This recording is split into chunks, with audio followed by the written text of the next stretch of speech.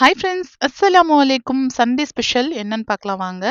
காலையில நல்ல புசு புசுன்னு பூரியும் உருளைக்கிழங்கு மசாலாவும் வச்சு அருமையாக சாப்பிட்டாச்சுங்க. மசாலாவில் பட்டாணி ஆட் பண்ணும்போது இன்னும் டேஸ்ட் கொஞ்சம் நல்லாயிருக்கும்.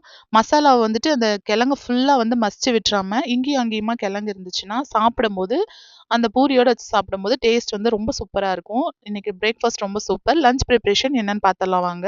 ஒரு குக்கர் வச்சு அதில் கொஞ்சம் போல் ஆயில் விட்டு நீல வாக்கில் கட் பண்ண பெரிய வெங்காயம், பச்சை மிளகா, தக்காளி, இஞ்சி பூண்டு பேஸ்ட்டு, மல்லித்தூள், கரம் மசாலா, பிரியாணி மசாலா எல்லாத்தையும் நல்லா ஆட் பண்ணிக்கலாம். சிக்கனையும் எடுத்து உள்ளே போட்டுட்டு நல்லா மசாலா ஃபுல்லாக சுண்டி வர அளவுக்கு நல்லா வதக்கிக்கலாம். அதுக்கப்புறமா சாப்பாட்டுக்கு தேவையான தண்ணி ஊற்றிக்கலாம். தண்ணி ஊற்றிட்டு உப்பு சேர்த்துட்டு மேலே கொஞ்சம் நெய் சேர்த்துட்டு மல்லி இலைகள், புதினா இலைகள் எல்லாத்தையும் சேர்த்துட்டு நல்லா எல்லாம் ஒன்னோட ஒன்று மிக்ஸ் ஆகிற அளவுக்கு நல்லா மிக்ஸ் பண்ணி விட்டுக்கலாம். ஒரு 3 விசில் விட்டு இறக்கணும்னா அருமையான பிரியாணி வந்துட்டு நமக்கு ரெடி ஆயிரும்.